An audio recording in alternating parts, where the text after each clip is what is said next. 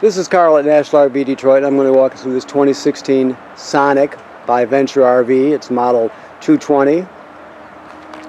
So here we are walking along the door side towards the rear. We have regular crank down stabilizer jacks, as you can see.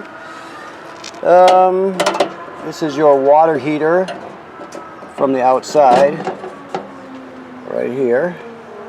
It works on both gas and electric. Either or. That was a good one. Right now the water heater is empty. As you can see, here's the drain plug and anode rod combination. It goes right in this hole right here, of course. It takes an 1.16" socket to screw it in and out. Keep in mind this switch right here, you probably can barely see it, but it's there. It's in the lower left-hand corner. It's a rocker switch. Right now it's off. But what it does is control the electric heating element that's behind this cover right here. So when you start up the electric function of the water heater, you want to turn this to the on position, of course. Never ever run the water heater without water in it. Otherwise, you'll that's called dry fire in it, and you'll damage it, and it's you know, it's not the end of the world, but you'll still have to get it repaired. So always make sure there's water in the water tank. Okay, we've got a power awning. This is the service panel for your refrigerator. This is the vent for your range hood. The range hood, of course, has a fan over your stove. If you're ever going to run that fan, you open this baffle up so it flaps freely like this. If not, you just keep it shut. But if you're going to vent, you have to open that baffle. You got power here. It says satellite, but it must be, looks like they put that sticker on there maybe, because generally this would be antenna out. It's just a coax. So this is used, so maybe they did rewire it. I can't tell you for sure. But generally speaking, that would be regular antenna. Okay, so this is your furnace vent. This is the fresh water fill for your freshwater tank. Now, use the city water hookup, which is on the other side. I'll show you that in a minute. Almost always, but on some campgrounds, some of the older state parks, for example, you'll have you won't have plumbing on the campsites, but you'll have a fill station when you first drive into the park. If that's the case, you pre-fill this tank before you get to the campsite, and then you can use the onboard water pump to pump the water. Okay. Pass-through front storage, power tongue jack. Yeah, this is the brackets for your Husky centerline hitch, which we'll show you when you pick up. You got a deep cycle marine battery and 2 LP tanks, both full. All right. Sorry about that. Let me see if I can. Sorry about my camera work as usual. I always have to say that several times a video. So, all right. So this is obviously your hitch. Like I said, we'll go over that with you. If you're out using it for the first few times you use it and you're not familiar with it, you can always go on your phone and go to Husky Centerline and look at their hookup videos online, and they'll tell you the same thing we'll tell you. Also, you have a dump hose in there, that sort of thing. All right. Slide out. You got a 30 amp power cord, 30 feet long. Okay. These are your dump valves here. Let me look around this corner here so I can see what we've got here. Okay, so these are your dump valves here. Obviously the black one is there, and then you have the gray one right there. Gray is for the gray water tank, which is sink and shower water. The black is for the black tank, which is toilet water and waste. So you're always going to dump the black first, then you dump the gray, just because it's cleaner, dirty water, right? It just helps to clean out the hose if you dump the cleaner water second. Now, right here, this is a black tank flush. Let me show you where we're at here. Okay, so this is the black tank flush. You could, after you dump the black tank, like it says on the sticker, leave the valve open, the gate valve open on your black tank, and then you hook the hose up to here, turn it on, and it'll spray out the inside of the black tank and clean it out even better. So it's a good thing to do. Now I told you when I was on the other side of the trailer that the most common way to get water to is through the fresh water hookup. Well, this is the fresh water hookup right here. You're just going to put your hose on here, turn it on, and you're all ready to go. Okay? This is obviously a outside sprayer, hot and cold water. If we come over here, you've got satellite and cable through, and this is just a solar battery charger hookup right here. If you ever wanted to get a panel to charge your battery. All right. Now you want to go up in your roof basically 3 times a season or every 90 days, whatever.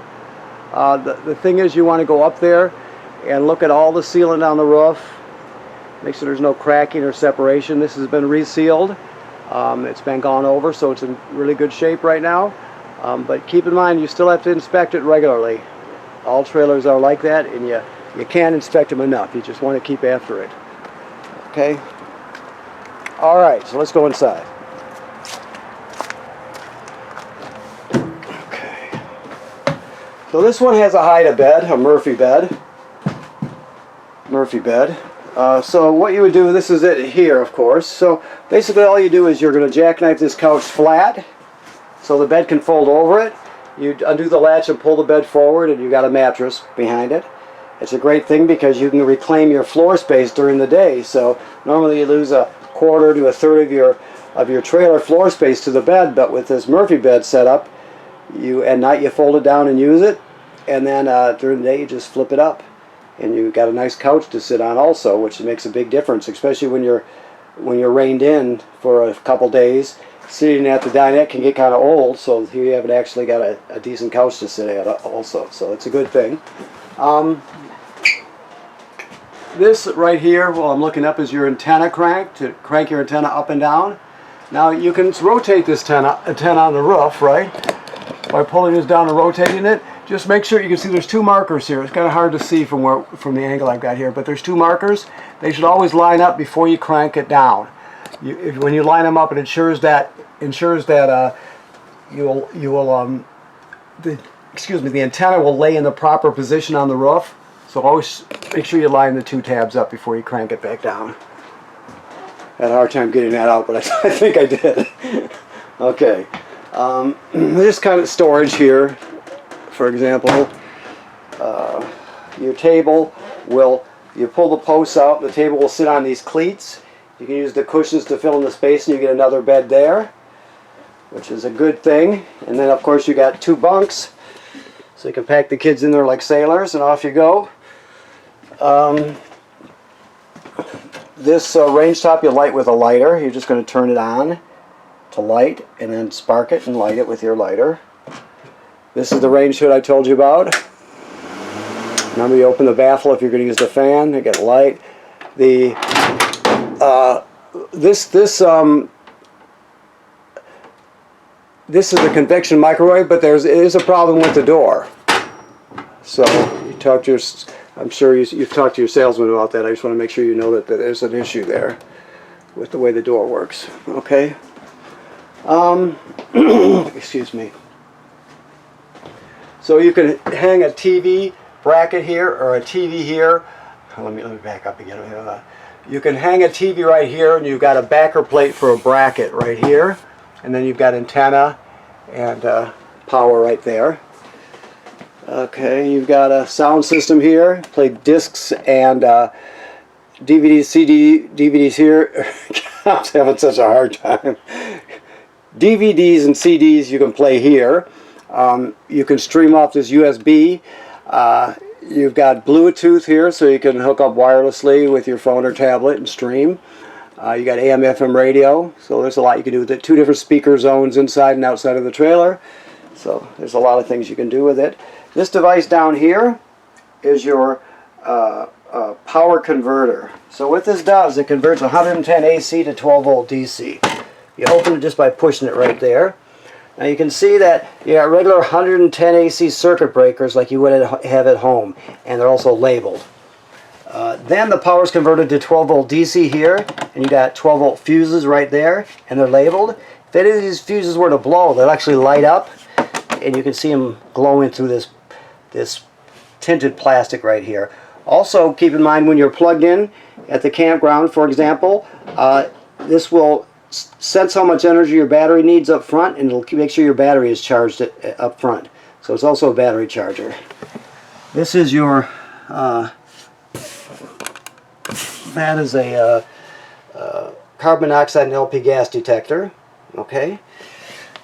Your refrigerator is very simple. There's just one button. It's all automatic. It's a gas absorption refrigerator, so that means it'll run on 110 AC or LP gas. It always seeks out 110 AC first. If it can't find it, it'll switch over to gas. So all you do is turn it on, that's all. It'll try to find AC power. If it can't, it'll light on gas. Also, let's say you're out exploring for the day, you leave early in the morning, and it's a really hot day, and soon after you leave, the campground loses the power. Well, it would sense that and automatically switch over to gas for you so you don't spoil your food. So it's a good feature. It's, like I said, it works on LP or 110 AC. This is your thermostat here for your furnace. You just go like this, click it over. You can probably hear it kick on. It's right there. Right. Now just remember, when you shut it off, you want to hear it click. So you want to bring it all over to the left end, click it like that. It'll still cycle through. As soon as I turn that off, the gas turned off, the flame went out, but it's still cycling through. So it'll take another minute or so to shut off. Okay, let's see what else we have here. Okay, so the bathroom, the main thing is the sink and the shower work like any other sink and shower. Keep in mind this is a GFCI here, so all the plugs in the trailer are wired through a GFCI. So if you're using the plug outside and it pops, you're going to reset it in here. This is where you check your levels. Battery's charged, fresh water's empty, black water's empty, gray water's empty. You can see it graduates up in 1/3 increments as it fills. Like I'll show it to you all lit up there. You turn on your water pump right here.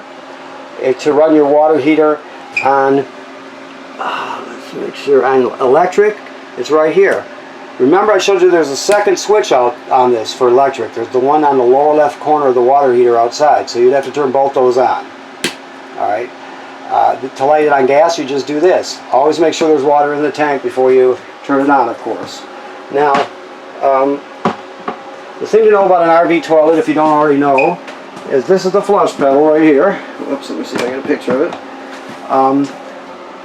You have to put, the black tank is directly below it. So that's your black tank down there. Okay. So the first thing you do is after you hook up your power and your water, you'll come in here. Your black tank below it is empty.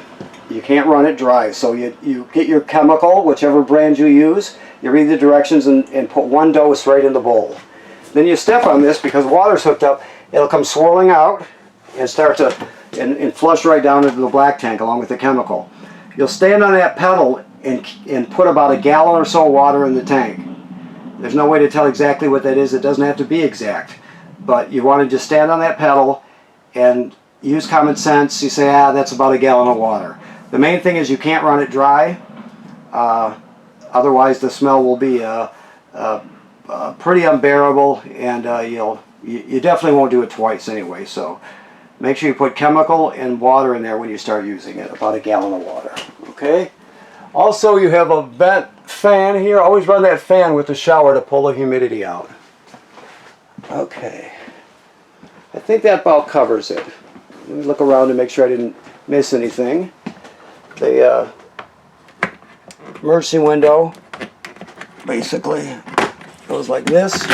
You push it all the way through. Let me back up so you can see it. I know I'm moving very close. Push it all the way through. Whoops, grab a hold of this red tab here and pull the screen out, and then you can get outside that way in an emergency. Okay. Alrighty, so I think I've covered everything. So I want to thank you for purchasing your trailer here at National RV Detroit. Wait a minute, one more thing here. I can show you this. This is important. When you're running this is the antenna signal booster right here. See how it's green? I can shut it off, but it's right there, it's green. You always want it green like that. Your TV coax is going to hook right to this one right here, for example. And you always want that green, otherwise you won't get a good picture. So that's the digital signal booster. So you always want to make sure that's on, okay? Okay, well thank you very much for purchasing here at National RV Detroit. Remember what I told you about inspecting the roof on a regular basis. Also, this trailer is winterized. It has antifreeze in the system, so before you use it in the spring, you're going to have to flush it out or have it done, okay? Thank you very much.